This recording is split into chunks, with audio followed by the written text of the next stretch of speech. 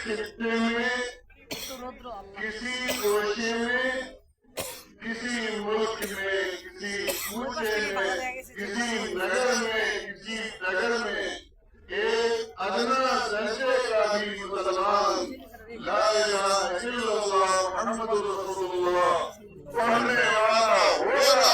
تو وہ اس بات کو برداشت نہیں کر سکتا ہے کہ آقا نامدار جناب محمد رسول اللہ صلی اللہ علیہ وسلم کی شان میں ان کے خلاف ایک لفظ بھی بولو۔ دنیا کے پاس یہ طاقت ہے، میں مانتا ہوں کہ وہ ہمیں قتل کر دے، وہ ہمیں قید کر دے، وہ ہمیں ملک کو قربان بنا دے، یہاں تک کہ ہماری جغرافیائی سرحدوں کو ختم کر دے، تبدیل کر دے، لیکن دنیا کے پاس یہ طاقت نہیں ہے کہ ہمارے ایمان اور عقیدے کو بدل دے۔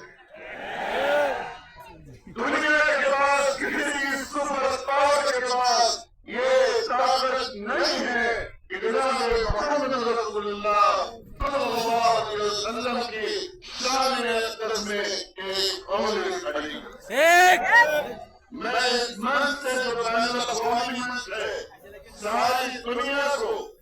اور سارے ریلیجنس کو ایک میسج دینا چاہتا ہوں۔ وہ میسج یہ ہے کہ قادیانی اور قادیانیت صرف مسلمان اور اسلام کے خلاف نہیں ہے، یہ ایک ایسا بےہودہ اور غلیظ بدترین پودا ہے جسے سب سے پہلے مسلمانوں اور میں کہتا ہوں کہ سارے دھرم اور ساری سنسکرتی کے ورودھ جنمایا گیا ہے۔ یہ ہندو کے بھی ورودھ ہے، یہ عیسائی کے بھی ورودھ ہے،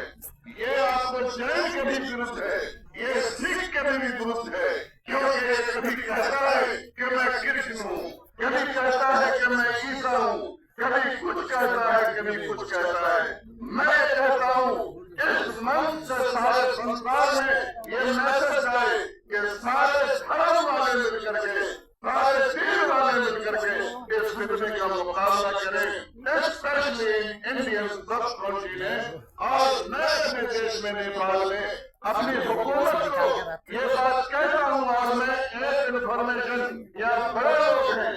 میں نے جب ان کو کہا کہ یہ کوئی دھرم نہیں ہے، یہ بدماش لوگ ہیں،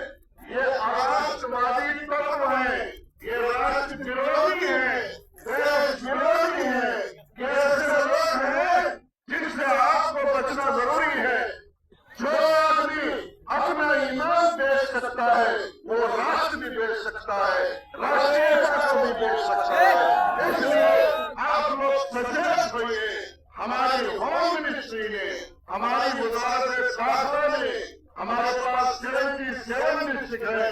سارے ڈسٹرکٹ کے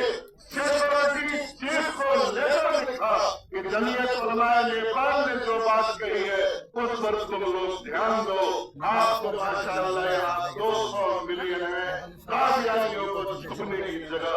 آپ